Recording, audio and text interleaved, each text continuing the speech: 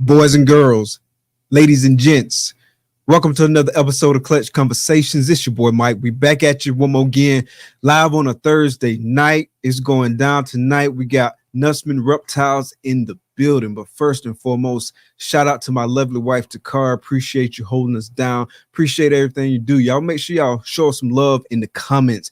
And don't stop there, man. Show the channel some love as well. Hit that like button, hit that subscribe button, and Hulk smash that notification bell so you can get notifications each and every time we drop a video on the channel. Let's take care of some housekeeping stuff, man. And also, man, shout out to everybody going to Daytona, man. Really looking forward to seeing everybody this weekend. Make sure you following us on Morph Market. Check out the animals we got posted. Hit us up if you're looking for something specifically.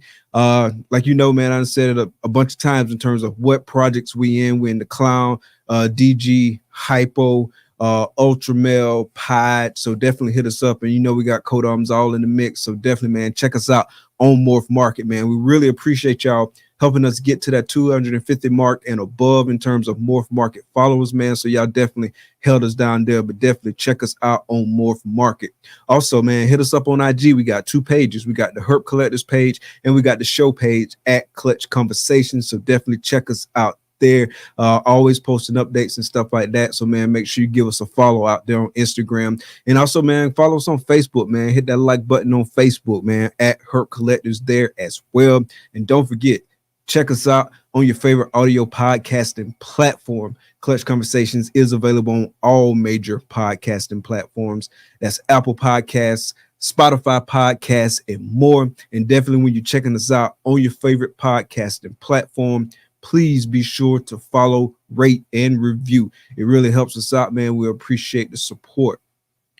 Make sure you also supporting US Arc and US Arc Florida, man. It's going down this weekend in Daytona with the auction. We showed y'all last week the BMX bike that Jeremy and Steve from Steve's Morphs donated, man. There's going to be a lot of other dope things at the auction. So if you dare, make sure you're in the auction room, man. Bin stuff up, man, so we can help support both of these organizations that help protect our rights as reptile keepers, man. Fighting ain't free, folks, man. So definitely need money, man. Drop a dono, get your membership, and tell a friend, tell a friend, tell a friend, tell a friend, tell a friend. Spread the word about both these organizations. The link is in the description of the video. Also, man, you know it's coming, man. This weekend is the jump off. It's the first show of our 5-show live tour, man. We hitting Daytona this weekend. We got a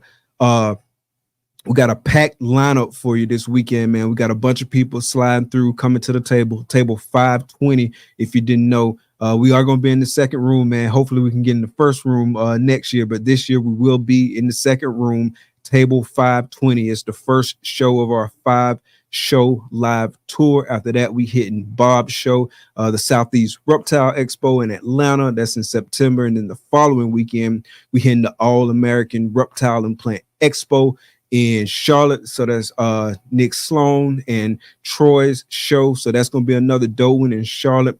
And then after that, man, we hitting 2 NARBCs. We hitting Tinley in October. And then we're going to take a little break, little reprieve. And then in March, we're going to finish it up with the NARBC Dallas, man. So definitely check us out. Big shout outs to the homie Charlie from Gray Rider Reptiles. Make sure you go check him out, www.shedtesting.com. That's an easy website to remember, straight to the point. This weekend, man, and every other show weekend of this live tour, man, it's going to be a special code where you can get 20% off one single order of individual shed tests.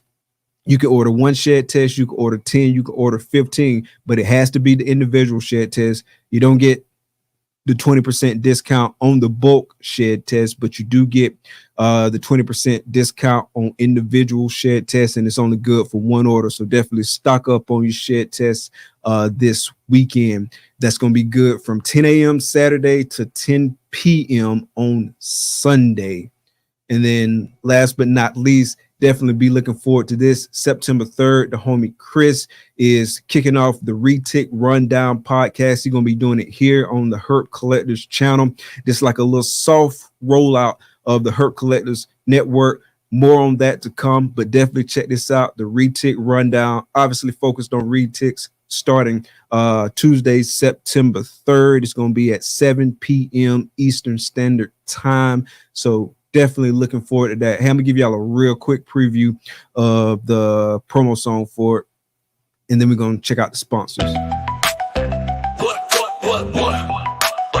to the Retic Rundown, where the giants roam and the legends are found. Uncoil the truth, the wisdom is sound in the Retic Rundown. We're breaking new ground.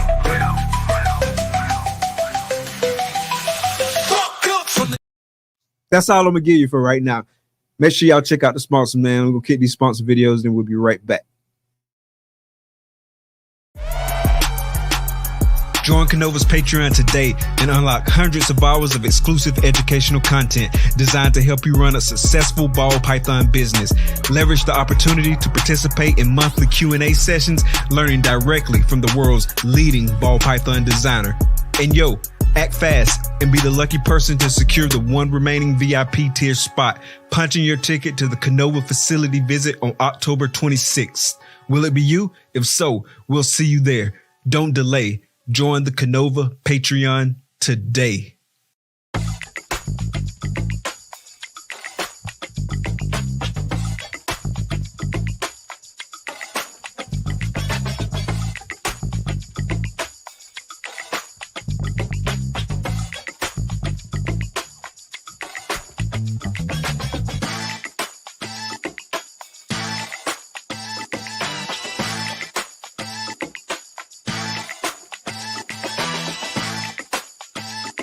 Art comes in many forms. At Armless Angels, it comes to life.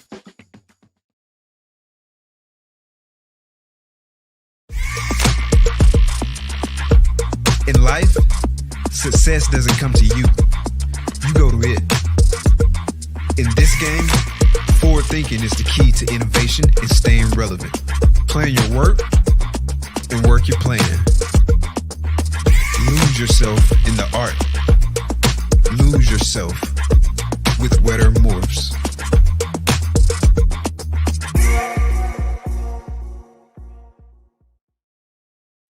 Shout out to the sponsors, man. Y'all make sure y'all checking them out. Go cop some animals, do all that good stuff, man. Show some support. Really appreciate it, man. Let's see who we got in the chat tonight. We got the big homie Will's Hella Heat in the building. What's good? Appreciate you coming through. Big Arvin, what's up? Game of Odds in the building. Jay Hendo, what's good, man? Appreciate you coming out. Alex, what's good? 305 Royals, appreciate you coming out. What's good? Vinny, Bone Daddy Serpents in the building.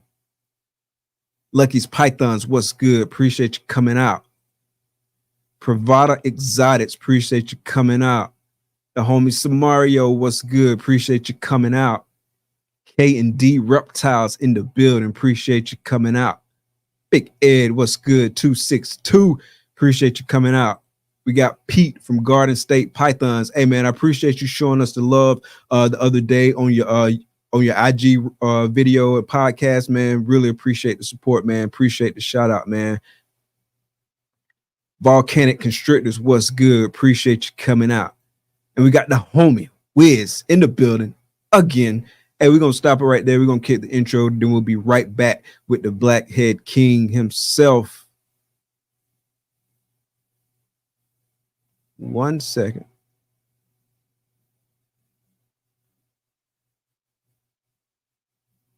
Oh, man. Hey, we're just going to have to skip the intro because my dumb ass didn't upload the intro.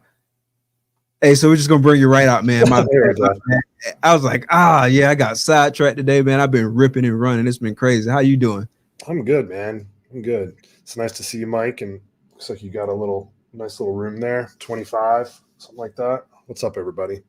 Yeah, man. I know a whole bunch of people traveling, man, but hopefully get crunk up a little bit more too tonight. Right on. Yeah, really looking forward to Daytona, man. I'm trying to leave out pretty early in the morning. Where are you located? I'm in Gainesville, Florida, so it's like 2 hours away from here, so it's not too bad. But like I was saying during the intro, we're gonna be doing like this live tour or whatever. And so this is the first time I did anything like this. So it's obviously a learning curve. So it's a little bit of nerves and stuff like that. But I feel like we checked off a lot of stuff, but I'm sure it'll be something that we forgot, but definitely looking forward to it. And man, we're gonna have a good time. Yeah, that sounds cool. So you're putting some production value into it then. You're gonna do like a live stream at the show kind of thing. Is that what you're Yeah. Nice. Yeah. Yeah, that's dope. I've never been to Daytona before, but everyone says it's awesome. So it's kind of on my list to do, like plan a little vacation down there with the family or something like the week before and then hit up Daytona on the way home, something like that. Oh yeah, that'll be dope. There's plenty of places, as you know, in Florida to have a nice little vacation. And then if you round it off with a trip to Daytona Reptile Show, man, that'll be dope. It's a lot of fun at Daytona though, so definitely check it out. Yeah. Do you go every year? Yeah, man. So we've been doing it since 2020 in terms of like snakes and whatnot, and I've been every year since then. Sweet. Yeah, pretty much the only show I go to is Tinley. Okay, you going in October? Yeah, but I just go to hang out. I don't set up. Okay, yeah, we'll see you there. Right on. Yeah, 100%.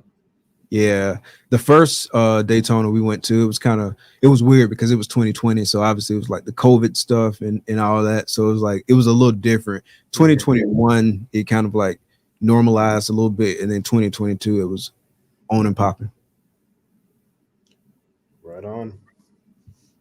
So what's been going on with you, man? Like, not much. My season's been going pretty slow, pretty late, I should say. I've hatched 8 clutches so far. Usually I do like 30 clutches or so a year. I think I did 33 last year. I've got 21 clutches down, but only 8 hatched, which is kind of nice actually, because I had like 8 hatch all within a week or two, or I should say about a 3-week period. And then I had about a month off. And then I've got another clutch hatching like this weekend. And that's going to kind of start the next flurry. So I think it's fun to have when that happens, when you have, a few clutches hatched like right together, and then you can kind of take some time and enjoy them and get them set up and all that stuff, and then have a little break, and then go through it again. So that's what it's looking like for me. So actually it's been kind of on the snake side, it's been pretty slow lately. Just the normal feeding, cleaning, good old stuff. Not a ton of babies right now. So, but I'm trying to enjoy it because it gets crazy sometimes when everything hits at once. Oh yeah, for sure. Are you still doing any pairings, or are you done pairing for the year? I'm kind of winding down. At this point, I've gotten the locks that I need. Either I've gotten the locks that I need, or the female, I'm not pairing anymore for the most part. Because once you get so many locks, my opinion is, once you've got 3 locks or so, it's really, there's not a huge point in continuing to do it. Unless she really seemed like she started to develop late. And at that point I might put one more pairing on her. But I think there's only like 2 females left that I'm even going to pair at this point. And then I'm kind of just going to let everything, take its course. Cause I found that, you can stop pairing stuff, and then 3 or 4 months later, you'll still get clutches. And it kind of works its way out like that. So that's kind of where I'm at right now. I'm actually starting to plan out my pairings for next season. Okay. Yeah. So to your point earlier though, like about all the babies hitting you at the same time, that's how I was at the end of the season last year. Like I had a pretty late season, but then at one point I had like probably 13, 14 clutches in the incubator that was basically due to hatch all around about the same time. And so like that was a lot of stuff at one time, because like you say, man, you got to get them established, man. You got to get all the IDs done. You got to track them, make sure everybody's eating. So it's a lot of work when a bunch of clutches hit you at one time, and you got a bunch of baby snakes at one time. And I know for me, like last year, that was like the highest amount of clutches I've had just for the whole year, let alone having like so many clutches hatch at one time. So it was definitely like a little bit of a learning curve, but you get through it. Yeah, it's kind of like you go through a big high, right? Getting a bunch at once, because then you know they hatch and you see what you hit, and then you kind of put them in their tub or however you set them up until they shed, and then once everything's shedding out and you actually got to go through the process of setting them up and feeding them, then you're like, holy shit, this is a lot of babies all at once. Yeah, kind of hits you. Then it's like, okay, this is the work part. Now we're getting to work. Yeah, exactly. It's like wait, happy work. Yeah. How many clutches did you do last year? Last year I did like 21, 22, something like that. Dude, I tell everybody that doing like the 20 to 40 range is, just depending on where you're at, is like the sweet spot. Yeah, I definitely think that's my sweet spot, at least like based on current circumstances. Now, if circumstances later on down the road change where I got like more bandwidth, then maybe that can bump up a little bit. But right now, like with working full time and like doing content and stuff like that, that 20 to probably 40, and 40 might even be pushing it for me. But that is kind of like my sweet spot, and we'll just kind of play it by ear. That's about the most you can do. I think I did 34 two or 3 years ago was my biggest, and I think I did 34, and that was like, I was like, all right, I don't want to ever do more than that, because that was pretty much like when it hit, I was like so super busy with the snakes, and it was like to the point where I was like, man, if you're thinking like, man, I gotta downsize, that probably is a good indicator that maybe cut back a little bit. So now what I do is I think I'm going to sell like 12 or 15 proven females this year and kind of replace them. Basically I'm trying to keep my collection the same size and just upgrade, but not produce any more babies if I can help it. Yeah, that makes perfect sense. And you got a more powerful, more potent collection when you do it that way. And at the same time, like you managing your overhead and managing your workload and all that good stuff. Yeah, it's tempting. People get tempted to, just keep piling up the females, and eventually it gets away from them. And then the quality of their care and stuff starts taking a hit. So, because it's these animals don't take a lot of room. It's awfully easy to just keep on putting them, buy a new rack and boom, you can get 20 more, 30 more females breeding for you. But you got to really think about that, especially, when years like this year happens, or last year when the market kind of takes a little bit of a downturn. Maybe you don't want to be producing all those babies. And then, right. So anyone that asks me that's getting into it, I say, just start slow, like, shoot for like 2 clutches. And if you like it, then shoot for like 5 or 6 the next year. And then if you do 5 or 6, you produced a couple years in a row and you're digging it, then you can start scaling up. Yeah, it does make sense to start slow. I'm not gonna lie, I started slow in terms of like clutch production, but I did start accumulating a lot of snakes pretty fast when I first got into it. Like I got into it, went down the morph rabbit hole, started connecting with folks and stuff like that, and just kind of like snowball. And I started like expanding the size of the collection. But the crazy part about it is I ended up having to retool and kind of like walk a lot of that back, because as I started learning more and started like really kind of getting like a focus or like a direction, then I realized that the animals that I was picking up, it's not really what I wanted in the first place, or it wasn't the direction that I was trying to go. You know what I mean? Did you go through like a phase like that at the beginning, or did you kind of like set your stuff up to be successful right off the bat? Oh man, I started buying ball pythons in 2013, and yeah, I mean, I didn't know what I was doing either. I think everyone goes through that phase right when they start, where they don't really know. You know what looks cool, and that's kind of all you really know necessarily, unless you really take your time. But let's be honest, like we're all a little addicted to this thing, right? So it's hard to take your time. So yeah, I mean, I ended up with kind of the standard story of this, more males than females, and just a lot of stuff that didn't make much sense. But I pretty quickly got the hang of it, and like the next year I really focused in and started buying the pied and the clown stuff, which was in 2013, 2014. It was pieds and clowns were kind of where everything was. So that's kind of what I was buying. Albino pieds were still pretty popular, so I did that for a little while, but I'm out of albino now. And that's kind of where it was. So I'd say, yeah, the first year I was pretty lost, and then I pretty quickly dialed in and started focusing on clown pied, hypo, and then the codoms I liked, which was like blackhead leopard. I like got some bongo stuff pretty early. I think 2017 I bought bongo. I mean, the list goes on. So, yeah. Got you. So back in 2013, what was it that led to you hopping in the game? I've been doing boas for a while. I've been doing boas since like the late 2007 or so. I was getting a couple clutches or a couple litters of sun glows each year, which was just fun. But then I ended up moving. I live near DC. I ended up moving to a condo, kind of a condo apartment kind of style thing inside the Beltway without much room. And I was like, man, these boas take too much room because you got to have, you know, big cages for the boas and the litters are huge. So that got me to look into the ball pythons. And that's kind of what I eventually swapped over when I did that, just because just space constraints. And then I kind of learned that, like, man, ball pythons are actually pretty damn badass, right? You can do all the combos, and the fact that you can have like a really solid collection and enough firepower and chances to really hit stuff without having to, you know, take a whole wing of your house over. Like, really just a spare bedroom is plenty of room to do more than a lot of people would probably ever even want to do. So that's kind of what eventually pushed me into ball pythons. And then, you know, I got the bug and I've just taken off from there. And so, like, did you have somebody in your ear talking to you about hopping into like the clown and the pod stuff, or was it just because it caught your eye, or was it like the market? Like, what led to you like pursuing those specific projects? I think it was just, I mean, the pod was just kind of self-explanatory, right? Because when you look at a pod, you're like, man, that's cool. Like, you know, a lot of people have said it, but if you show someone that doesn't know anything about ball pythons, if you show them like a lineup and there's a pod in there, they're probably going to be like drawn to the pod. And I was no different. The clown stuff was a little less clear to me at the time.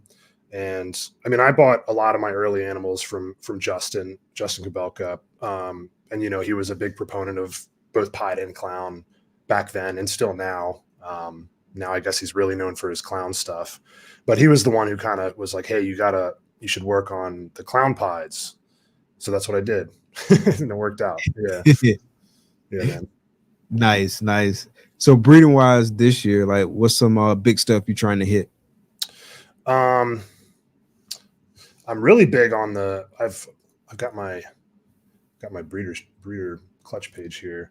I mean, it's, you know, a lot of, I'm working DG into a lot of stuff, you know, that's kind of DG's, like, everything's DG now. And I mean, for obvious reason, it's beautiful.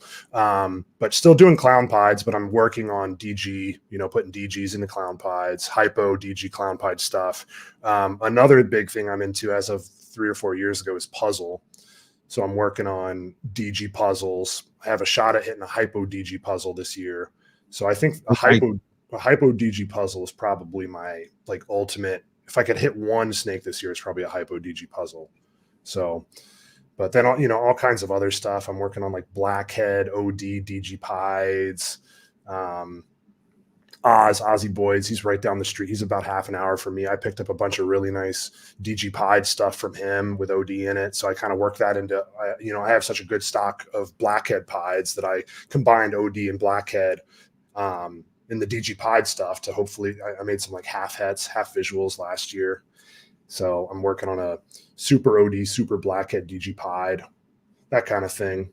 Super OD, super blackhead DG pied. That's what I'm, yeah. Oh, nice. And you got a shot at that this year? I don't have a shot at that. I have a shot at, I think, half visual, half heads. So I think it's, I think I have shots at both ways. Actually, I could make the DG het pied and the pied head DG version, but I don't have a shot at the double this year. That'll be next year. Okay. Yeah, that'll be nice. I definitely want to see what that look like. And man, I mean, you know this and you probably hear it all the time, but your blackhead stuff is crazy. Like that girl that I got from you, that double head hypo clown, but she was blackhead inchy. Yeah, she still looks good, like, to this day. Yeah, man, blackhead ages really well. Like I have a blackhead pied female that's like 4,500 grams. She's huge, and she's from like 2017 or 2018, and she's my favorite animal in my collection because she just aged awesome. Like they age so well. That's why I like blackhead so much. You know? Yeah, it's nice. I like the darker genes. Like, I think it's still a lot of runway with a lot of the stuff that you can do, because like a lot of focus has been on like the bright genes and stuff like that, but the dark stuff is so much you can do with it, and then you kind of get the added benefit of just the dark genes by themselves age well, and then you throw like stuff like DG and stuff like hypo and all that kind of good stuff, and that just adds to like the aging well quality of it. I really like the dark stuff. Yeah, man. I mean, the light stuff had its, I want to say like 7-8 years ago, it was all about making like these bright, patternless, maybe not patternless, but if you look at like using clown as an example, right? You look at like the way the clown progressed. At first, it was about making like bright leopard clowns with just like a dorsal stripe, right? Like, I don't know if you remember that, the video Ralph Davis put, the flatline clown, which was like some sort of like a pastel Enchi clown or something like that. That was like super blade, but it was just like a dorsal and then just like this bright, beautiful clown. And everyone wanted to make that. And that kind of lasted for a few years. And now, like you said, it's all about making dark and busy clowns, because then you can put in DG and hypo. Like I've seen, DG confusion clown stuff that looks insane. Like I'd say it looks better than any kind of, DG clown with bright genes in it, just because it's got so much contrast. So yeah, everything's kind of swapping over to like, how can you make snakes with more contrast, not necessarily how can you make like a super bright snake, which gives you a lot more to work with. Are you working any confusion? I have a couple. Yeah. I've got a confusion yellow belly clown female I'm growing up. What else do I got? I made a blackhead confusion het clown last year, female I kept back. I would have liked for that one to be a male, but it was a girl. And I got a confusion double head hypo clown breeder female. So I got like 3. I don't have much. I've never hatched any confusions yet, but I'm working on it. Yeah. Okay. How are your animals? Because like I've heard certain people talk about not having luck with confusion, and then like me personally, I got several confusion animals in my collection, and sometimes I do have some issues like in terms of like eating and whatnot. They kind of go through like a cycle, right? Like right now, fortunately, knock on wood, everyone's in like a good cycle where they're just like eating. And so whenever they eat well, I make sure that I get them some food, you know what I'm saying? And like take advantage of like this window, because inevitably I'm going to have like another window where they're kind of like, no, I'm good. I'm good. Yeah. So how's your luck being with that? With the I haven't noticed it, like specific to confusions you're saying, right? Yeah. I haven't noticed that. The confusion double head hypo clown female I have, I mean, she's, she got up to adult size with like she ate every week for me. I never had any issue. I mean, I only have 3 of them, right? So I don't have a great sample size. And the 2 subadults don't really skip meals either. So someone else told me that too. I don't remember who it was, but I haven't had that same issue. They've been fine for me. They're kind of mean. The subadults like seem a little mean, but yeah, I do got one girl that's mean. Yeah. Like she's so mean. She bit the male when I put him in there one time. Oh. Yeah, like that's crazy. Like I like mean snakes because they usually eat pretty good. That's what I say. Yeah, which is the DG puzzle stuff eats really well. Like that's I hear puzzle eats pretty good. I know I had a puzzle here that I was keeping for somebody until it can get shipped off, and man, she was an absolute monster. Yeah, man, they do not miss. Every puzzle I've ever made like kills it. So that there's something to be said for that. I don't know how scientifically factual all this stuff is, but enough people say it, and I certainly like anecdotally agree with that. And there's something to be said for that, like work in projects that just thrive, like in terms of the actual care of the animal. You know what I mean? Yeah, absolutely. Earlier you had mentioned like people getting overwhelmed and their husbandry falling off. And so like a couple weeks back, we had his name's Dr. Stephen Tillins. I don't know if you've heard of him before, but he's actually like local to me in Gainesville. But he was talking about Nido because that's what his like specialty is. And so I guess like bottom line up front, essentially what he was saying was like there is different like viruses and stuff, viruses, bacteria and stuff like that present in everyone's collection, but it doesn't necessarily express itself. And sometimes like the viral loads are so low that even if your animal was carrying like one of the serpentoviruses, which is a nidovirus. Even if your animal is carrying the stuff, it might not necessarily test positive. And then he was talking about different things that could lead to them like having an increased viral load and then showing sickness and testing positive. And one of it was just stress and things that add stress and kind of like get your animal like out of whack. And so going back to what you were saying about making sure you like stay on top of your husbandry and take care of your animals, that's just yet another reason. That's like reason number 4,748,402 to take good care of your animals. Yeah, and I'm that extends to like everything you do with these animals. Like if you're breeding, if you've got some males and you're breeding them, like give them a break, give them a meal. Like don't just some people I've heard like to just breed the hell out of their males. I mean, that's going to stress them. And then they're going to, you raise the chance of them coming up with something like USAT or like an RI or whatever it is. You're just putting their body under so much stress. If you just, they finish locking with a female, you give them like only one day off and then put them in with the next one. So like personally, I only breed a male once every week at the most. And sometimes I'll give them like 10 days off before putting them in again. Yeah, man. And, just clean enclosure, like good, clean water, all that good stuff. Yeah. Super important. Like your collection will start suffering big time if you don't take care of them. Facts. How many males, not how many males, but how many females do you typically put your males to like throughout the season? If I bred one male to like 5 females, I think 6 is the most I've ever had one lined up for. Now, usually he won't end up necessarily seeing all 6 at once, because I keep track of like when everything laid the year before, and you can kind of stagger your season that way. Because, if a female is a late layer, she typically stays that way.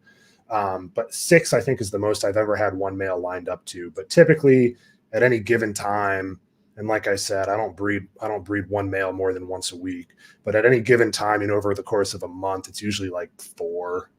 So usually I could have, a male pointed each week of the month to a different female and kind of work it out like that. But I've got an ultrasound. I just don't use it very often. Some people swear by it, right? And they say, oh, you can breed, if you're really anal about it, you can breed a male to like 10, 12 females. And maybe you can, I don't know, but it's not that serious for me. I just, I take it slow and kind of enjoy it a little more. And it's not that big of a deal if I don't get the most out of one male. That's kind of always been my mantra. I would say on average, it's probably like 3 if I had to pick like a average number, but sometimes it's been 4, sometimes it's been 5, but just kind of like you, like a lot of my girls be spread out throughout the year. And so it's not like a concentration of like this male is just getting overworked. I don't like to do that personally. I do ultrasound, but for me, because I'm not that good at palpating, a little bit better than I was like when I started, and I can start to feel stuff and like you just notice little stuff. Like I could pick up a girl and say, oh, she's good once you get to like a certain spot. I'm not like super good at palpating early, so I do ultrasound just to see where I'm at and kind of like get a baseline, and so I know what to expect. Yeah, I keep just a spare snake bag that I just put my hand in and palpate with that. It's like hanging right next to where most of my females are. So I mostly just palpate. But if there's one that I'm like really curious about, I'll get the ultrasound out. But I find it just to be a pain in the ass, honestly. It is. It take a lot of time. Is that so the snake bag, like, does that help you feel them, or what's up with that? I find it just, you like the oils and the sweat on your hand when you're in the snake room work, and it just makes it a little harder for her to like kind of glide through my hand. Whereas the snake bag, it feels a little more natural. It's just putting like a cloth, you could use like a cloth or something. I'm just, I just keep a snake bag in there because I'm in my snake room, and I've just got one that I always use, and it just kind of, I think it makes them maybe feel a little more comfortable and just glide right over your hand. And it really makes palpating easier. At least it did for me. So I've just always used that. Yeah, I'm gonna have to try that out because I always try it like with my hand. But yeah, I never even thought about like the oils and everything else and not being able to feel it as well. Yeah, like if the snake's a little wet, it'll kind of mess up your, it just messes with you a little bit. So I just always use a snake bag. Yeah, try it out. Okay, yeah, I'm gonna definitely try that out. Yeah, because ultrasounding, it does take a while. Like, especially if you got a bunch of girls to ultrasound, like you can be sitting there for a good hour ultrasound. Yeah. That's why I said, like, if there's one female that I really care about or really want to know if she's going to go, and I use it more just as like my own FYI, like, am I going to get eggs from this girl just because I want eggs? You know what I mean? I don't necessarily use it as like a decision making piece of data, right? Now, if she doesn't have any follicles at all, then I guess I might not pair her, but I'm not like measuring how big her follicles are and pairing or not pairing based on that. I'm just kind of seeing like, okay, does she have follicles? How, like, are they big? Are they moving along? Okay, great. Maybe I'll get extra. Yeah, that's me, man. Measuring, and if she not past a certain point, then I won't even pair. I'll just wait. Some females I will pair them early, like if I got like a 1-to-1 pairing where like it's just going to be that male that's going to like that one female because I'm not using that male for whatever reason, then I might throw them in there early. Or if it's like a big male that's like 1,100 grams, something like that, I might throw them in there like a little bit early, but for the most part I just kind of try to wait. Yeah, man. People overthink things big time. I've just like simplified. That's my new thing, is just keep it simple. I see someone said in chat, it's okay for a Beast Morphs. It's okay if a girl goes 6 to 8 weeks between pairings. And I totally agree with that. Like I'll start pairing a female like 7 months, before she laid the prior year. So laid in mid-July, the prior year, right around New Year, I'll start pairing her 7 months prior. And, if I get 3 locks on her, I call that pretty good. And she'll probably go, assuming she was going to go on her own accord. So, ultrasound's nice, but you definitely don't need one. Yeah. I'm gonna definitely get that trick try and try out the bag and see if I feel anything and have some different success with that for sure.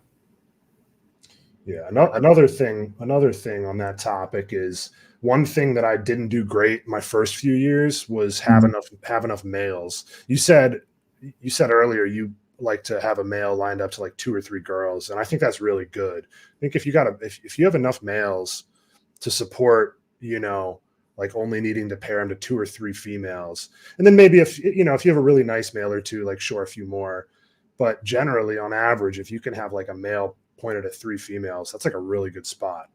So some people underbuy, they kind of, a big piece of advice a lot of people give or a lot of people follow is loading up on females and then buying just like 1 or 2 males, like high-end males.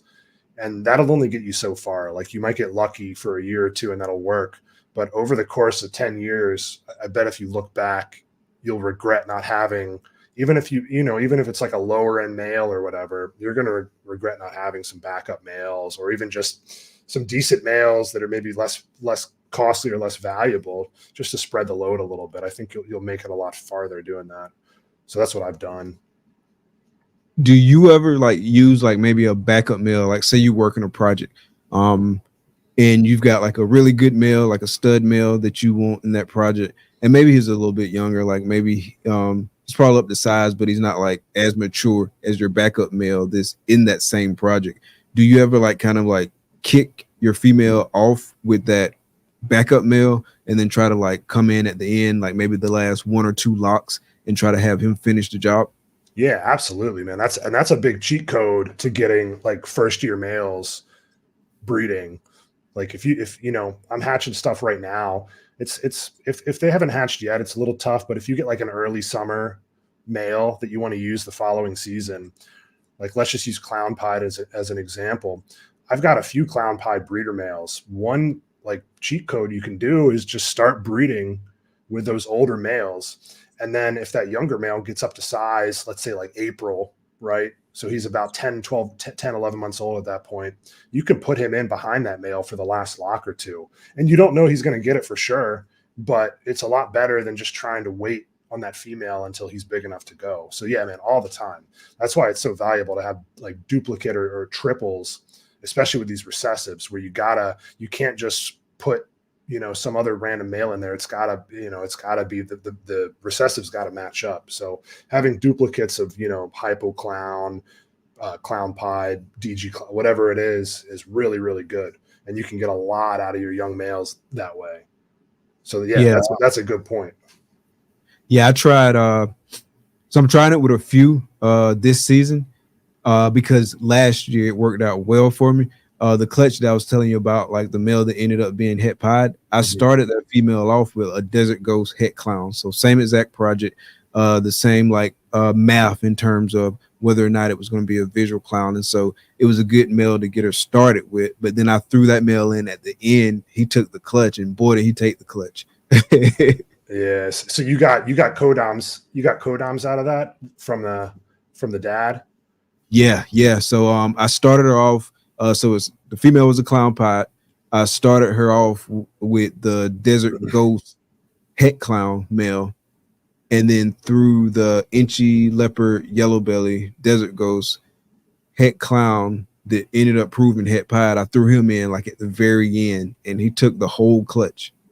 Yeah, that's badass. And I got a little story. I asked because I had a clutch that I thought was the same thing last year. I put a what was it? It was an ODDG het pied to a clown pied female, and I saw clown pieds hatched. So my first thought was like, holy shit, my ODDG het pied is double het clown pied, and I've got some clown pied that are het DG, which is sick because that just jumps me like, pretty far ahead of where I was going to be. Yeah. I looked at them and they were all female. All the clown pieds were female. And I ended up sending a shed test in on the dad to check for het clown, and it was negative. So it was a partho clutch. Partho. Yeah. How did those girls do? Not great. Did they make it or not? They made it, but they had a I noticed a little later that they kind of had the shark jaw, or what is it called when the top jaw is a little extended? Yeah, I think it is shark jaw. Shark jaw, right? Something like that. Yeah. It wasn't extreme at all, and they ate fine, but they weren't perfect. So I think that's partho related. And I've heard that partho can have issues down the line, although I don't know. I don't have enough experience with partho to know that for sure. Gotcha. Yeah, and I've heard also that they don't breed either. Like, yeah, I've heard the same thing. So, and from a couple of people I've talked to have said partho is probably way more common than we give it credit for, or we realize. Oh, really? I've heard that a couple times. It's like, I mean, I'm not saying that, half your clutches are partho, but if you do a few dozen clutches a year, it's not terribly unlikely you'll have a partho clutch mixed in there somewhere. And I kind of just made those stats up a little bit, but that's kind of the vibe I was getting. You know what I mean? Like, it's not this like 1 in a million thing. It's much more common than that. So yeah, because that's how I was thinking about it in terms of it being like this 1 in a million thing. But I guess maybe like more like 1 in 500,000 or so, but definitely rare. Yeah, Charlie just said recently I've been testing a lot of clutches that wind up being partho more than I ever thought. Yeah. See, really? There's another, anecdotal, or maybe he's less anecdotal and more actual data driven than us. But so I think it's definitely happening a lot more than people realize. So if you see some funky stuff, right? Like if you see some funky stuff out of your clutches, just keep in mind it could be partho. Yeah, Charlie's got the facts. He does have the facts. Shout out to Charlie. Big shout out to Charlie. Yeah, I was reading that too. So yeah, that's a good question. So like how does he know they are partho? Like what exactly is it that's saying they're partho? Like is it when you do the shed test or something like that? Like what exactly happens? I wonder. Maybe he'll drop it in the chat if he's still there. I'm assuming just figuring out what the parent, like kind of like almost what I did. What I said was like, hey, I got clown pieds from this male, and then the male comes back as negative for het clown. That makes sense. It's got to be partho. Yeah, that's one thing I love about Charlie is like he'll just respond to you on Instagram instantly if you ask him any questions. Oh yeah, he's super responsive, like way more responsive than me sometimes too, because you message him and like 2 minutes later you got a response. Like, dang, bro. So that's good. Yeah, that's what he said. Depends on what the parents are. Yeah, that makes perfect sense. So early on, did you have like a mentor? Like I know you got like your first blackhead stuff from Ralph Davis, if I'm not mistaken. But in terms of like mentors and stuff like that, did you have anybody kind of like helping pull you along the path? Well, like I said, I bought my first stuff from Justin, but and Ozzy's been a huge help to me. But also I'll shout out the Chimera guys, Andre and Patrick, because they live in Richmond, and I see them a few times a year, and they're awesome, man. I like bouncing ideas off those guys, and kind of we do some trades and stuff like that. So just a combination of people. I mean, I'm lucky to have a lot of friends in the hobby. And, I wouldn't say I had one mentor, but I have a lot of good friends, and it's really valuable to be able to, there's a lot of people that know a lot of stuff about the projects they're working. And if you're just kind of getting into something, it's good to have, people that know stuff. So yeah, I mean, just, too many people to name, really. It's just be friendly to people, make, network and ask good questions. Yeah, you hit the nail on the head there. It's super important to network, right? Because at the end of the day, you're going to be trying to sell a lot of these snakes, or assumedly so. You're going to be trying to sell a lot of these snakes, and if nobody knows you, then like they're not going to want to invest like big dollars if you got like some big time genes. And so that's one of the several benefits to networking, and then just learning more and kind of increasing your own knowledge and skill set and stuff like that. So that's one of the things I like about the shows too. Like going to the show, seeing people who you might be meeting them for the first time, or you don't see them that often because y'all don't live close, but y'all might interact a lot on the internet. Perfect example, like my homeboy Matt from Ebony and Ivory Reptiles. Like we've been talking via the internet, cell phone, stuff like that for like almost like 3.5 years, but this weekend gonna be the first time we meet in person. So going to the reptile show, meeting people, and making those personal connections, I think that's super important.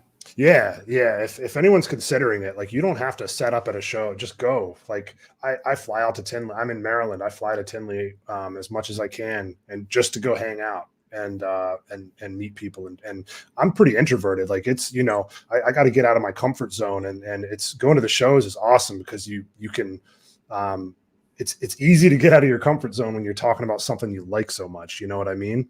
So just go walk around, chat to people. Like you said, it's surprising how many people you've already talked with online, but you've never met before. And then they'll see you at a show, or you'll see them and recognize them from, whatever. And you'll be like, you go meet them. Yeah. That's really cool. Super cool. Yeah, I'm definitely looking forward to Daytona, man. So when you go to the shows, do you just mainly attend the show, or do you like hang out? Like what's your kind of game plan when you go to the shows? I hang out. Yeah, like the kind of the whole deal. Go to the show, walk around, then maybe go out for lunch, have a couple drinks, hang out after. Go out for dinner after, have a couple more drinks, just have a good time, man. I treat it as like a long weekend vacation. Yeah.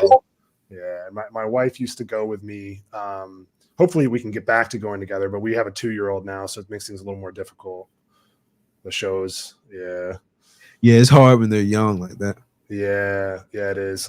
I mean, hopefully before too much longer, he'll be kind of into reptiles, and we can start maybe taking him to shows. And although the strollers at Tinley are crazy, man. Some people with like the triple wide strollers taking up the whole damn aisle.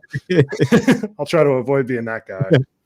And then Tinley's already like jam packed, packed. So when you start mixing strollers into it, it's a whole beast. Having to get real skinny just to get through the damn aisle. You might have to get one like those backpacks where you can like put the kid in the back. Oh, that's a good idea. That's a good idea. Yeah, my Andre from Chimera, he had a backpack, except it was a beer cooler backpack. Oh. Not quite the kid backpack. Yeah, I may or may not have had alcoholic beverages in my backpack the last time. Yeah, man. That's the way to do it. That's the way to do it. Nothing beats that like 1 p.m. beer after you've been walking around all day. Oh yeah, yeah. It's like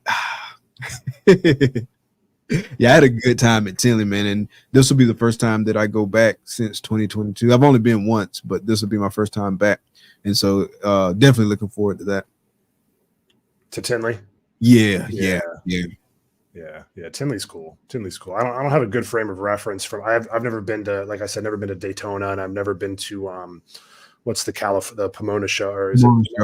Yeah, I've never been to that one either. I've heard it's big, but everyone says Tinley's the best, so I just take their word for it, and that's the only one I really travel for. I used to go to like the local Repticons and stuff, but I don't even do those anymore, because if I have a friend vending, I might go like just to say what up for a little while, but the local shows just don't even hold a torch to Tinley. So, oh yeah, it's definitely not the same. Yeah. Have you vended any shows? No, and I don't want to either. Why is that? Just the work. I enjoy my time. I don't have enough free time to really, and plus, like, frankly, the online sales, like Morph Market, I sell out pretty much every year on Morph Market. So I'm kind of like, why would I go through the hassle of, putting the stress on my animals? And, I'm kind of paranoid about taking my animals to like a public show with, whatever's going on there. I don't know. I'm sure it's fine, but that's kind of, I just keep my stuff really, really private pretty much.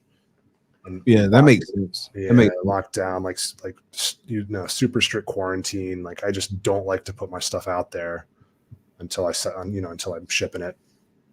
Yeah, that makes sense. Hey, we need to pause real quick and take a quick commercial break. Okay. And we'll be right back after these messages. Known for his innovative approach to genetic shed testing and top quality ball pythons, Grey Rider Reptiles also excels in exceptional customer service and responsiveness. With a quick turnaround time, Charlie ensures you get the service you want and need. Visit shedtesting.com to explore his offerings and experience the best in the business. Don't miss out. Head to shedtesting.com today and unlock the power of your breeding projects.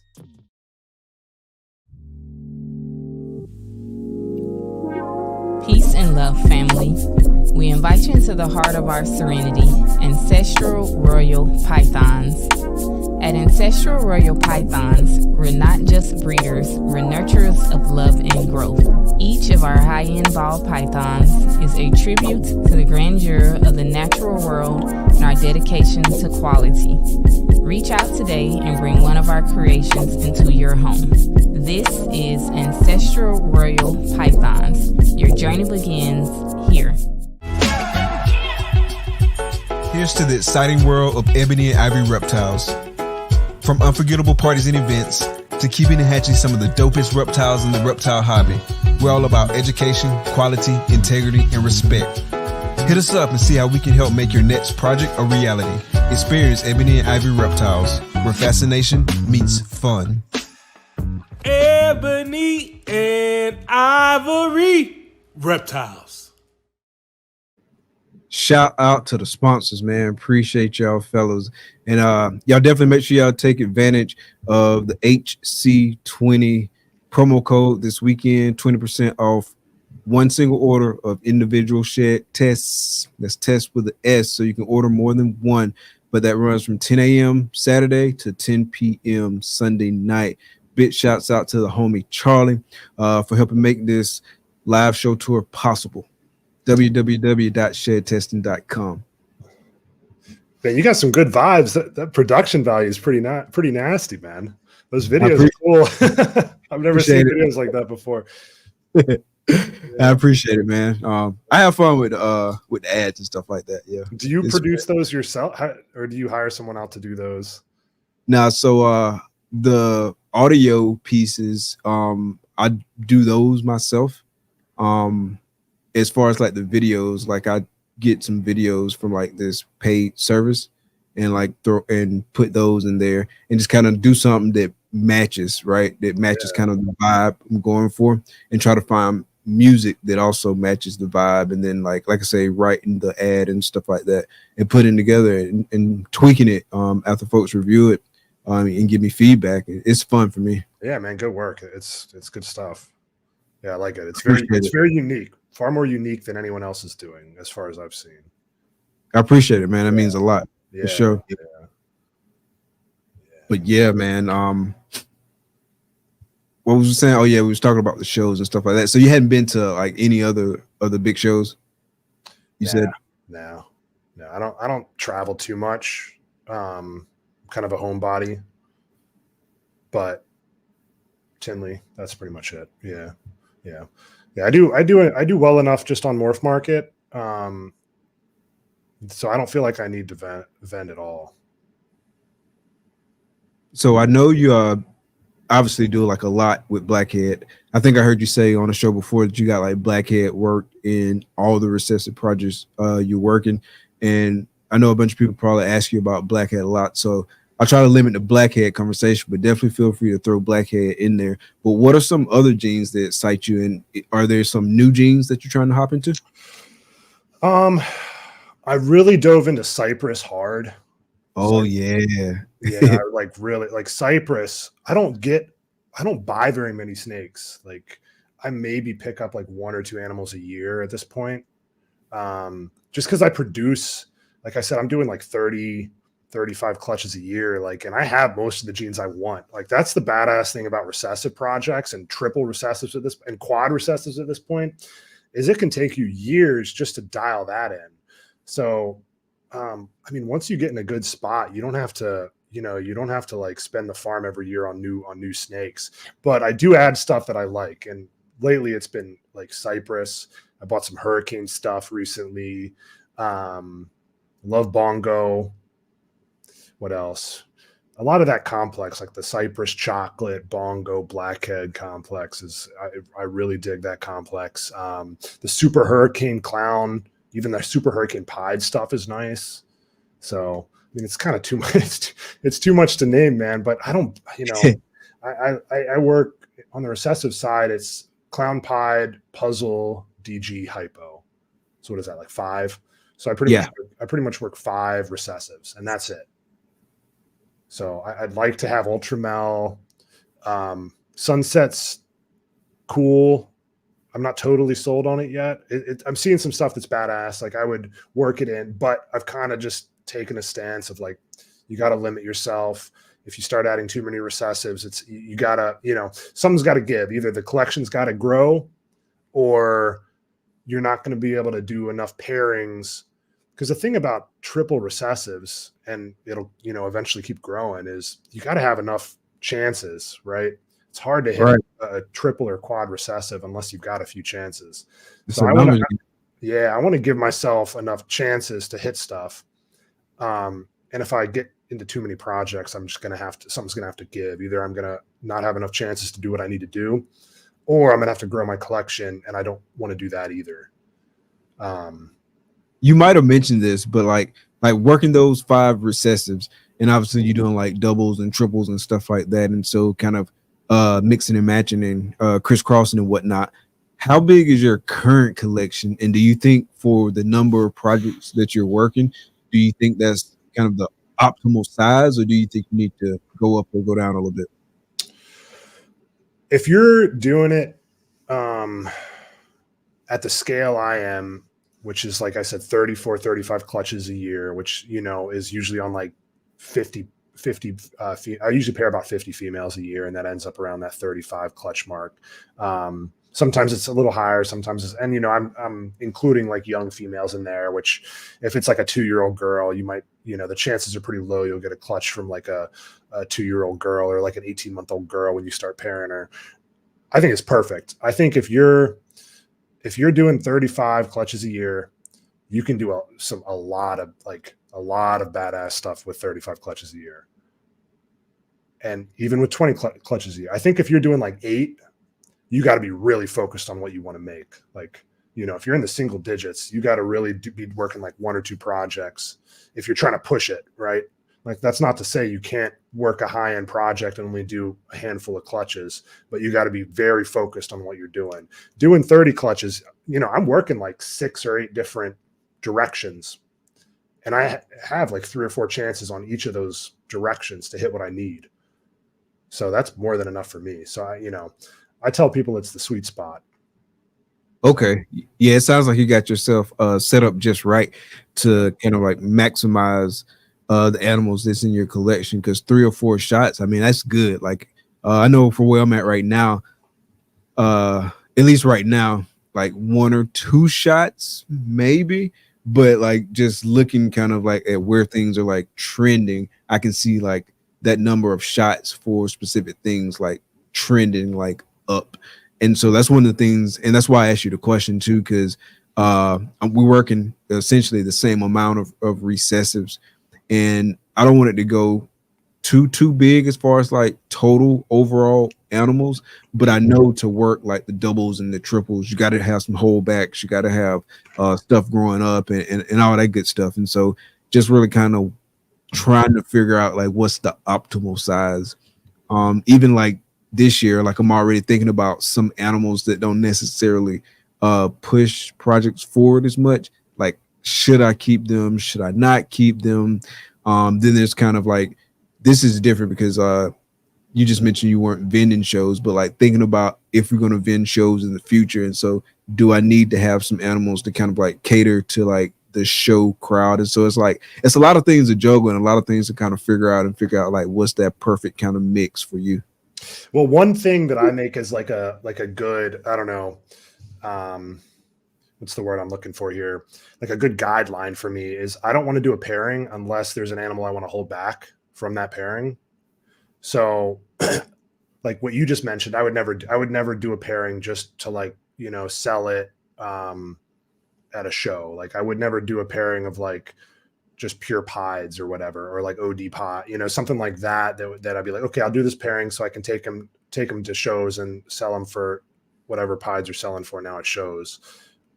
That's not something I would do. I only do a pairing if I want an animal to keep for my own collection, and that keeps it really fun and really interesting, and it keeps you honest too, right? Because you don't end up just pairing stuff just because they're in your racks.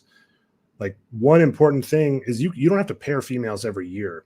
If there's not a good pairing or you don't have space for the babies or your male is stretched, just give a female the year off, and then she'll probably go bigger and earlier for you the following year, right? Like you can rest your females. You don't have to breed them every single year.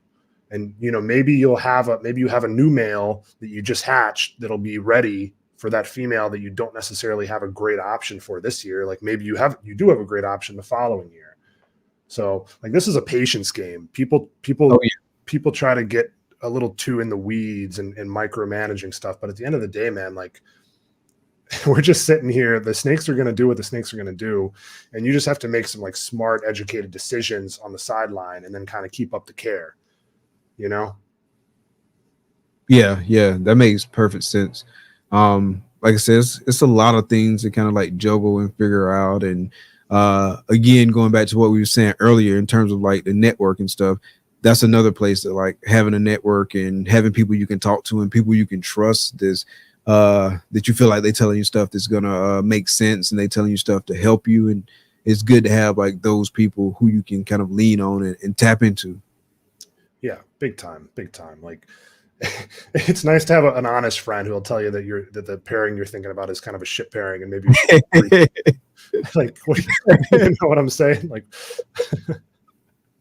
it's good to have honest friends. Yeah, you sometimes you need like that. You don't got to sugarcoat everything. Right. Keep it real with me. Yeah, man. You definitely need those people in your life. Yeah. So, what's some sleeper morphs out there right now that you think gonna kind of jump off in the not too distant future?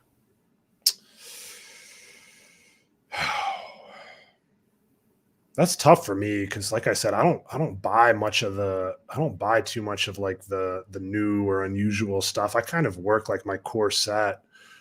Let me look at some stuff I got coming and see if there's anything that jumps out. I mean, I would say Cypress, but I think people are all over the Cypress stuff already because it's kind of blown up. Yeah, I love that whole complex too. I meant to say that when you mentioned it, but that's a fun complex to work. It takes some extra thinking too, because obviously like certain genes can't go together, and so just knowing that stuff and then all that's kind of like another thing to think about, but it's pretty fun. I like it. If I had to choose one that I'm working, it'd be puzzle. I think puzzle's starting to get its time in the spotlight. Like we're starting to see people get more and more excited about puzzle, but we really haven't seen very many combos. Like honestly, we have not seen very many combos of puzzles, and some of the combos I've seen are spectacular. And I think as we start seeing, some DG puzzle combo, like some spot nose DG puzzles, I made a OD fire spot nose double het DG puzzle last year that's going to be breeding for me this year. So I could make a, OD fire spot nose DG puzzle. Oh, nice. I think stuff like that. I think the puzzle has a lot of room to run. And I just don't know.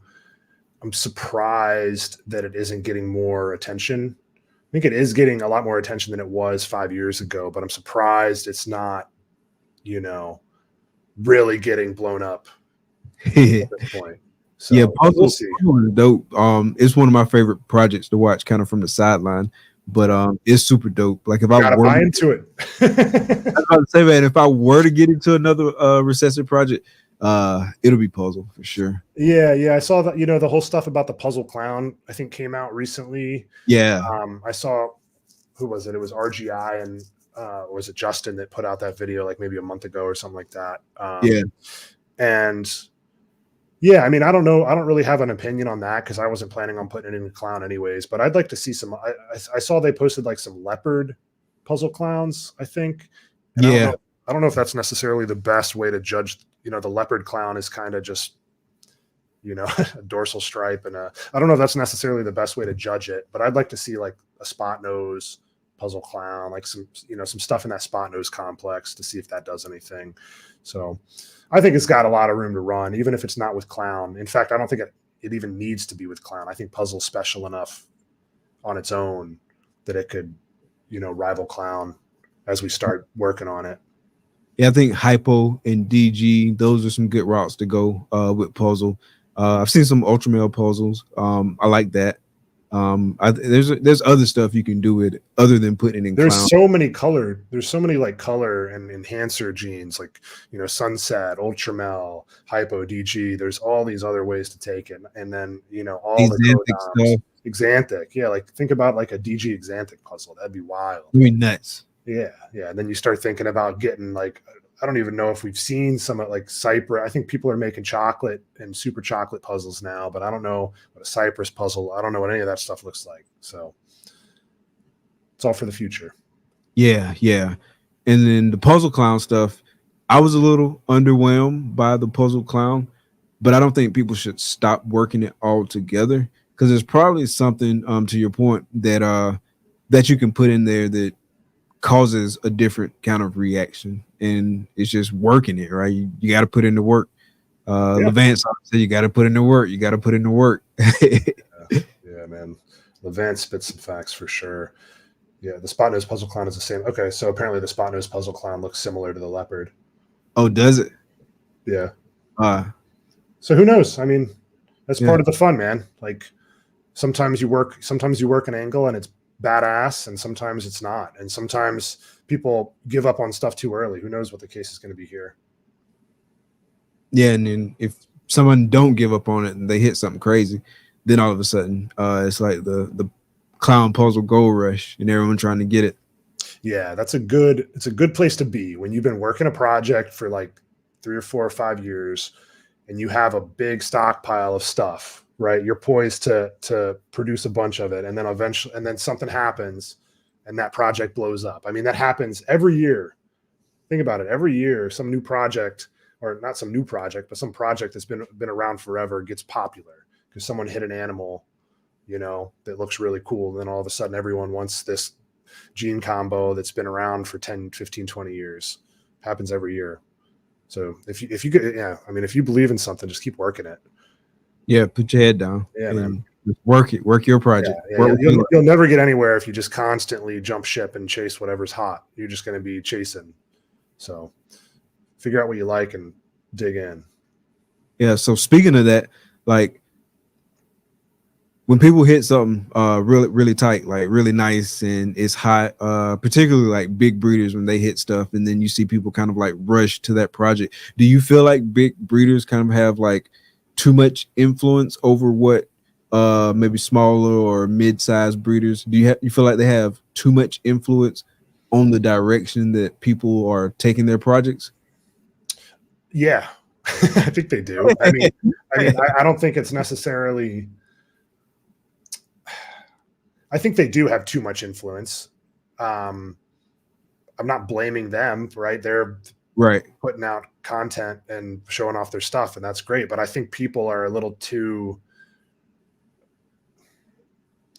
I don't know. I don't want to offend anybody here, but I think people are a little too quick to like chase whatever's hot right at that given time. Like, that's not to say if you see something badass and you want to make one, go get it. But we just see like these like zigs and zags of what's hot, and it's just, you know, I don't know. This market is far too durable and is far too difficult to make stuff for you to be able to just constantly be switching directions like that. Yeah. And now that's not to say that if you see something that someone made that's badass, like go buy some pieces for it. Fine. That's fine. But don't just like fully, you know, don't sell like some sub-adult females you've been growing up for the last year to fund that. Like, that's not what I would recommend. But if you're going to be buying stuff anyways, then sure, pick up whatever you like. Yeah. That make perfect sense. Like if it fits with what you're doing and that's something you want to do and maybe add like your own kind of twist to it, then that's one thing. But just completely like retooling and switching projects and not sticking to a project to see it through, you're not gonna make a lot of progress like that, because you're gonna be chasing, man. By the time that stuff gets up to size, the next cool thing is going to be out, and you're going to be posting on Morph Market, selling to make, you know, to raise some funds for another project, and it's like, you know, I know you've seen ads like that, right? Yeah. So you got to work what you like, man. You got to stick to your projects, man, and think about stuff to make it different, because there's so many crayons in the crayon box. So color. Yeah. Like, one thing that I do is just look at the pairings you have for the year, or look at the clutches you have in your incubator, and just recognize that there's some like badass stuff coming, you know. Like, it's easy to get kind of lost in when everyone's like, this time of year, everyone's hatching cool stuff, and you go on Instagram and people are posting pictures, you know, baby pictures.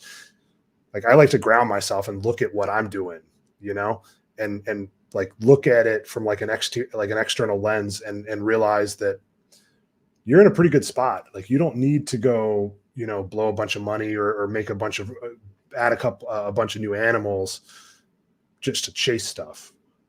You got enough going on, and you can honestly, like, eventually you become pretty self-sufficient, where you, like I said earlier, you only need to add 2 or 3 animals a year to kind of move your collection along. Or, you know, if you miss something you needed to hit, you can go buy one, that kind of thing. So at what point in your career, your breeding journey, whatever you want to call it, at what point did you get to that like 2 to 3 animals per year kind of, and you're like, hey, I got like all this cool shit in my collection, I got stuff coming that I'm pairing, I'm gonna be producing? Like, at what point did you get there?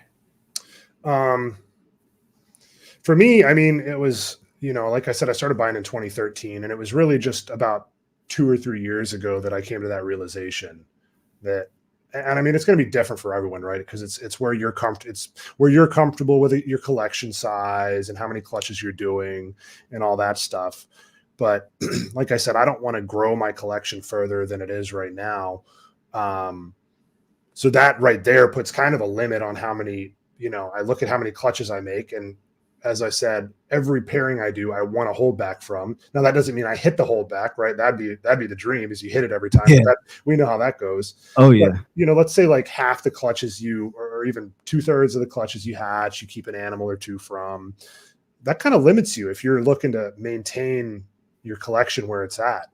Like, all of a sudden, if you're doing 30 clutches and you're keeping 30 babies, like let's say you keep on average 1 per clutch, like, you're going to have to sell 30 proven breeders, right? So doesn't have, it's different for everybody. Like that's why it's fun to grow slow and kind of figure out where you want to be. Then it'll all kind of play itself out. Yeah, you hit on something interesting too. The odds, like you don't have a full appreciation for the odds. I don't feel like until you like go through several clutches and you have like a lot of misses. Like you have some ones as grand slams, but sometimes you can like have misses. Like I feel like I could probably put like a 6 codom het clown to a 6 codom het clown and hit like a 66% het clown male. Yeah.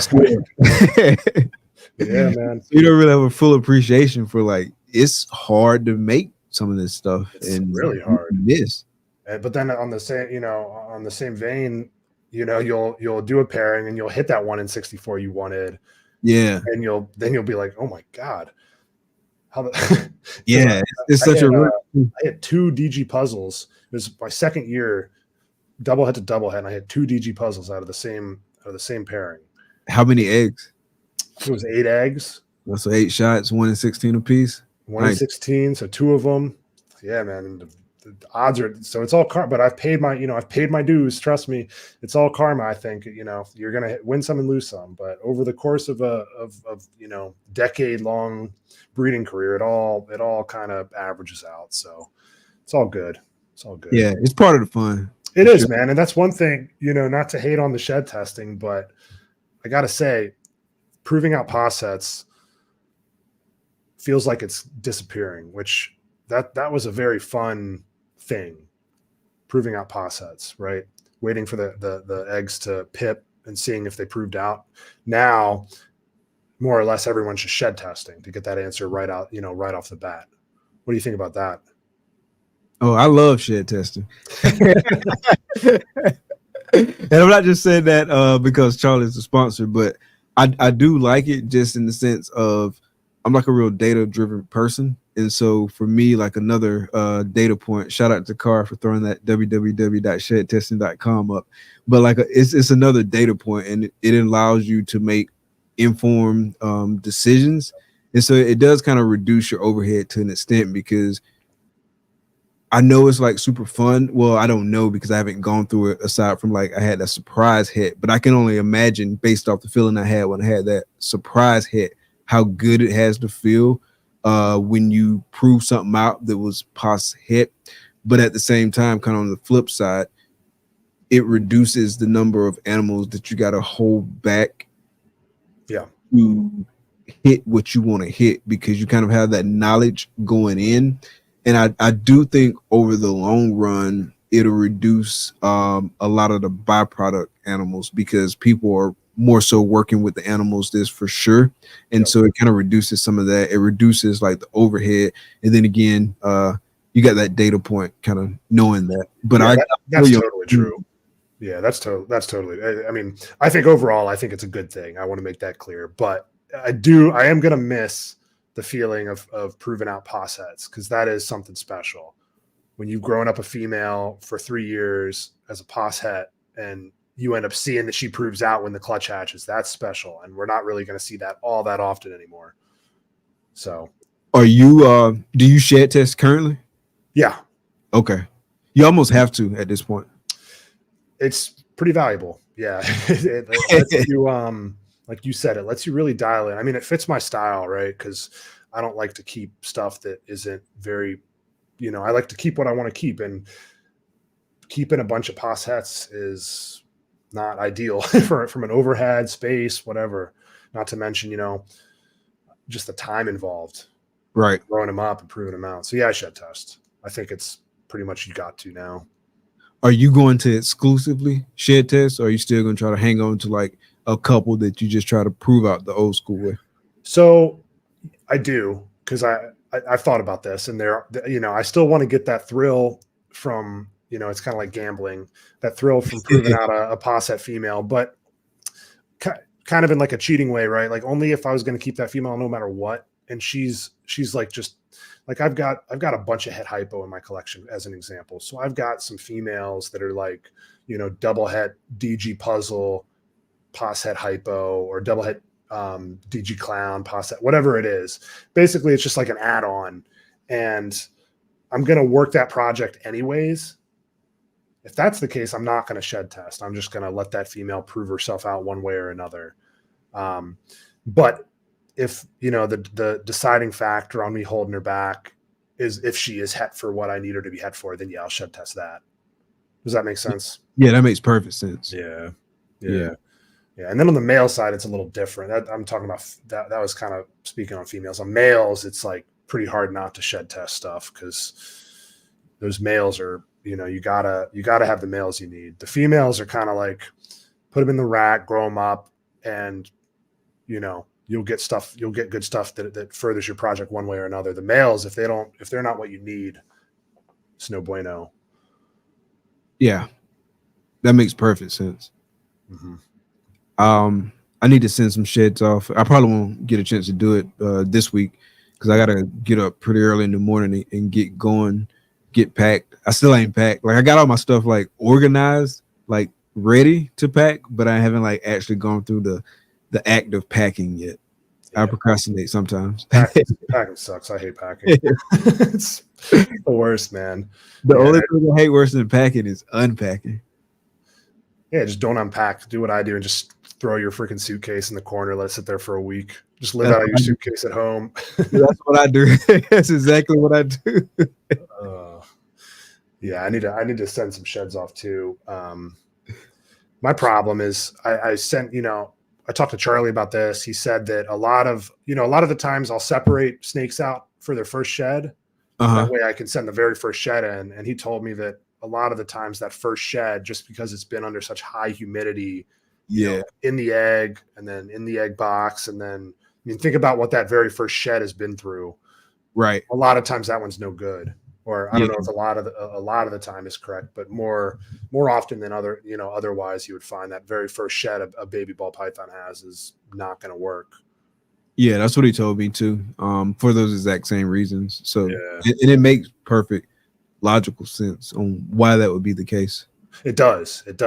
But then that has you waiting. This is another, just one downside. Like if you're waiting to sell stuff or, list stuff on Morph Market until you've had it shed tested, a lot of times that has you waiting until their second shed, unless you do the scale clippings, like clip a little piece of their belly scale, which is another way to do it. Have you done that? Yeah, I've done that.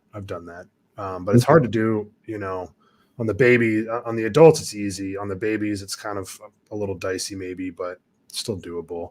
But the sheds are just so much easier. In my hand, I would be scared to do it. I wouldn't want to hurt them. Yeah. Well, that's on the adults. It's easy because their scales are so big. You can just take a little, just a little clip of it. Like Charlie said, it looks like and this was a good way to put it. It just looks like a fingernail clipping or something like that. Like that's how little it is.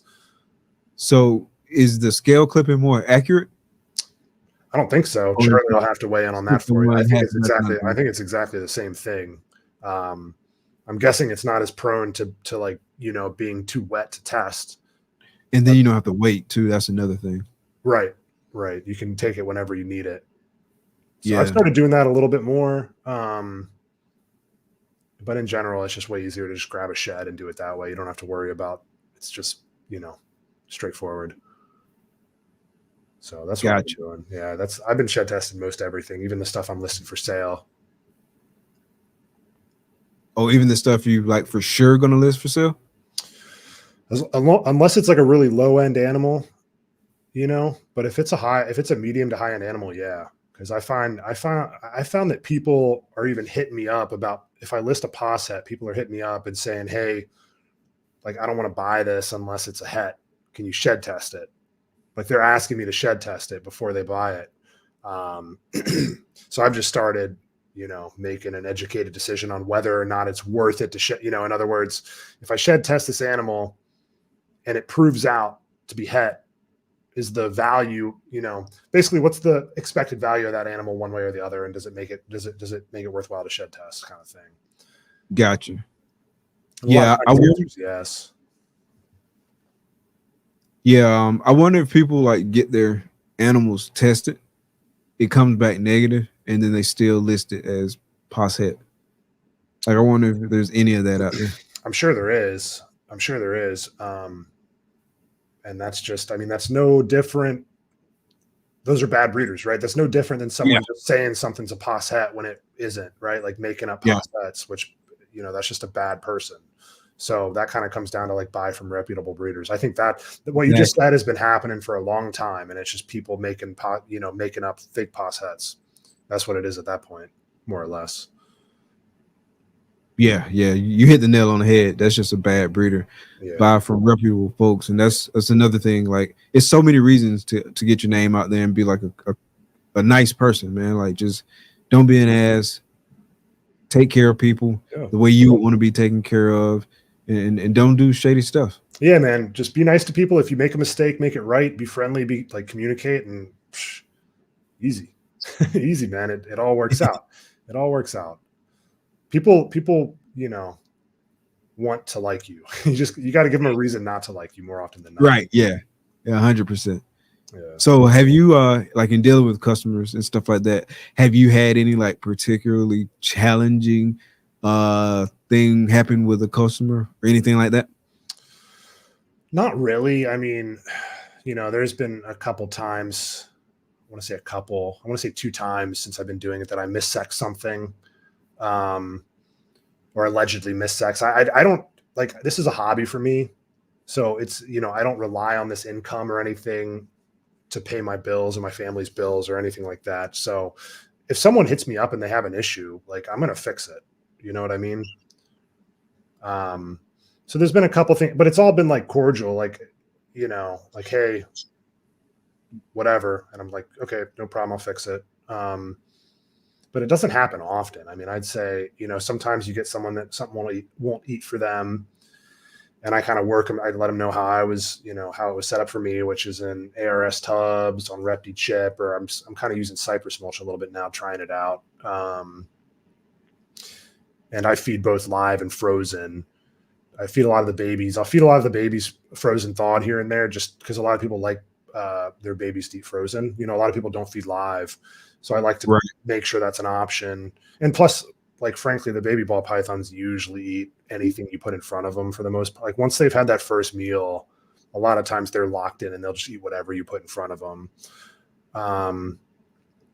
But getting back to your question, not really. I mean, I've been lucky. I like to think that, I mean, I try to be very upfront with people and honest about the animal, right? If there's any issues with the animal in general, like maybe it only eats mice, or, you know, maybe it's been a picky eater, or on and on, whatever it is, just like be honest up front on the Morph Market ad. And then, you know, whenever you're talking with the customer, make sure they're aware.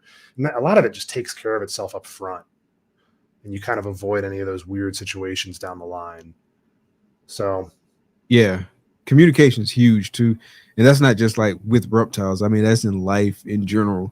A lot of things can be solved by like proactive and transparent, clear communication. So that's huge. Yeah, big time, big time. That's like I mean, that's kind of the cool thing about this. When you start breeding and selling stuff, it's like it becomes like a true business, right? With like a lot of good life lessons on like how to be successful in other areas. So it's part of what makes it so fun. Yeah, 100%. 100%. Have you started hatching stuff and selling it and all that stuff for this year? Yeah. Nah, man. I got 2 clutches in the incubator right now. Waiting on one girl. She should lay any day now. She's probably gonna lay while I'm out of town. Because that's just how it happened. Yeah, day 1 of vacation is when you get like 3 clutches every time. You come back and the clutches are all like rock solid to each other, and they've been sitting for a week. And so then I got like 2 or 3 coming after that. I got a couple girls getting ready to go into pre-lay. I saw one girl, she had an Ivy last night. I'll probably be like in the, I don't know, 15 to 18 range, I think, based on like what I'm seeing and where it looks like the girls are trending, which is fine. A lot of my stuff, obviously, would have been August 15th right now.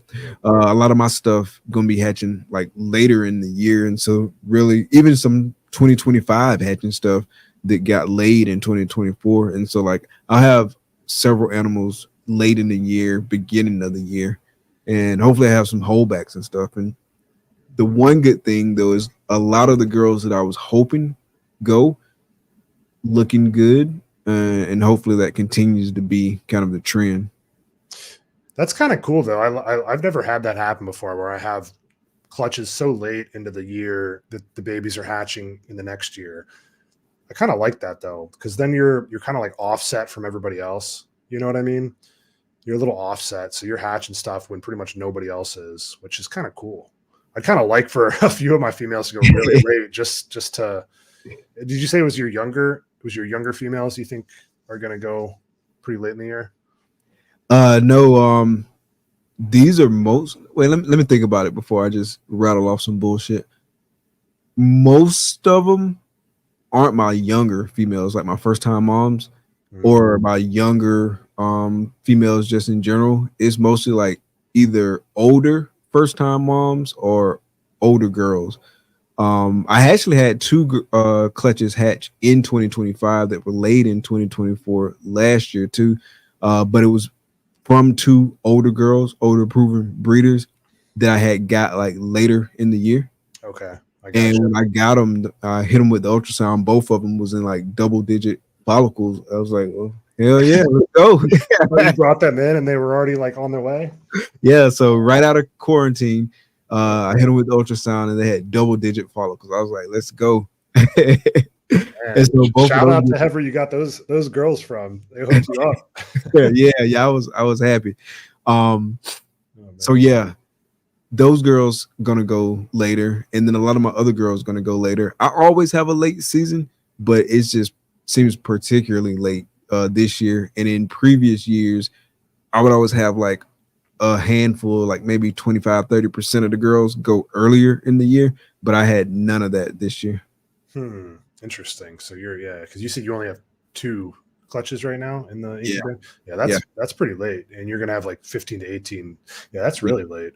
Really late. Yeah. I'm on day 6 with one of them in the incubator because I just looked at Husbandry Pro earlier, and I'm on day 12 on the other one in the incubator. So not even far along in the incubator. Yeah.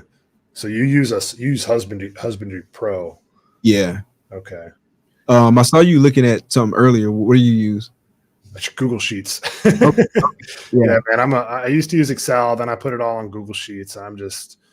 I've looked at some of the softwares, but I'm just so used. I've been doing this for, I went from Excel, started with Excel and then moved over to Google Sheets when I realized I wanted everything so I could use it on my lap, just in the cloud more or less.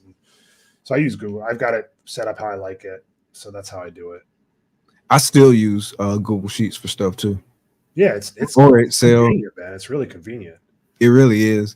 Like I track stats in there. Like I got all my clutches in there. Like I don't track like genetics, but I track the pairings. Like I keep a running clutch count, and obviously like all the clutches in there, tracking like how many eggs they laid, how many like good eggs they laid, like viable eggs and whatnot, how many hatched from that clutch out of the viable eggs or out of the good eggs that I didn't think was a slug.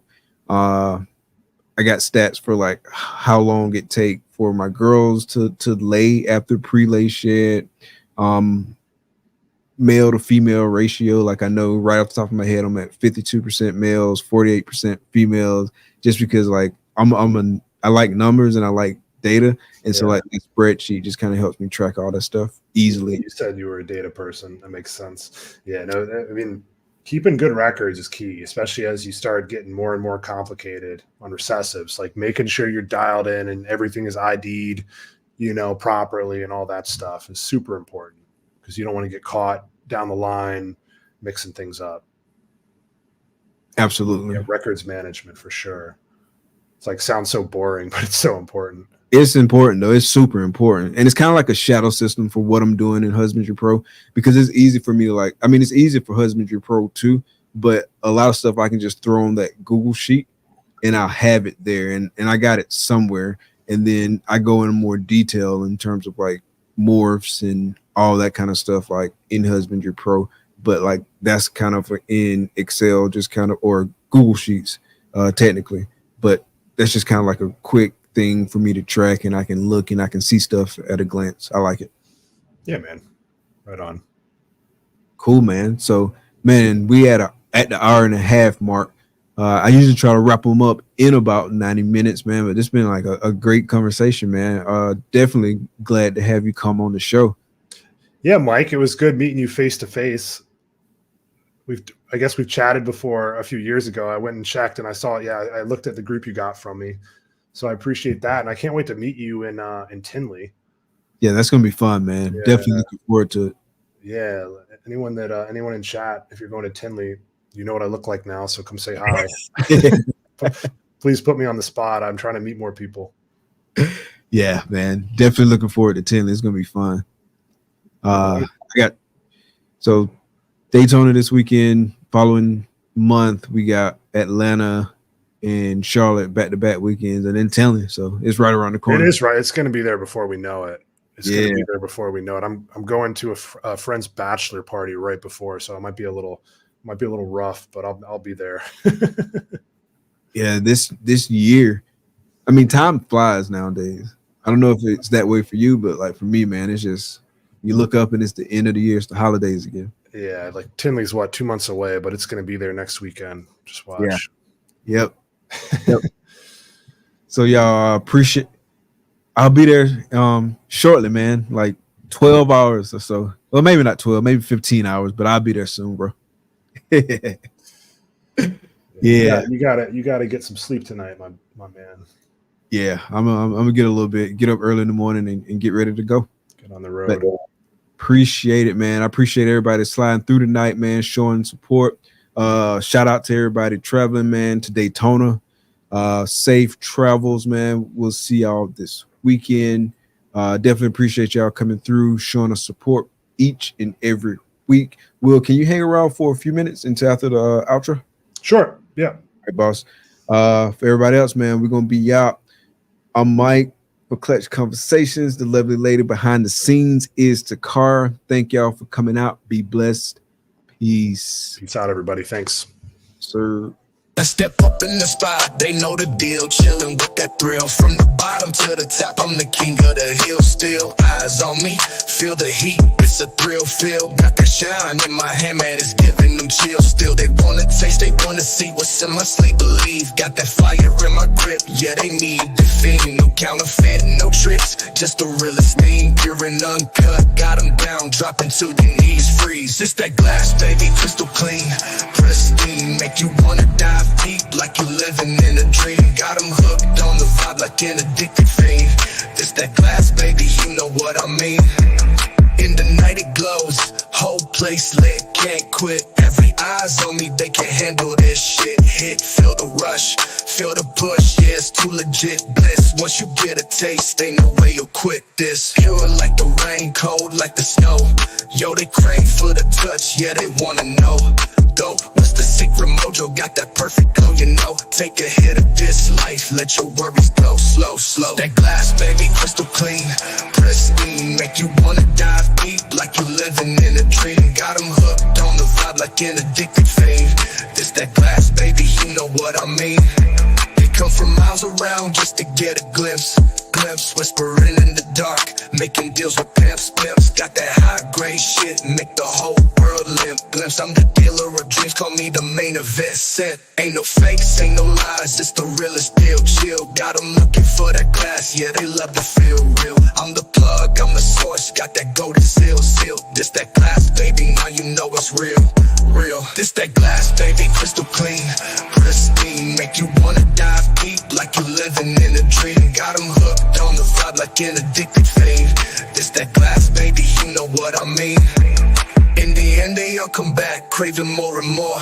Once you get a taste, ain't no closing that door.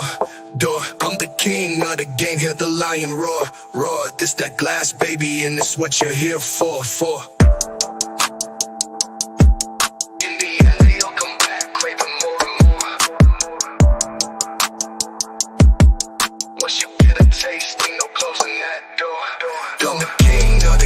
Hear the lion roar. This that glass, baby, and it's what you're here for.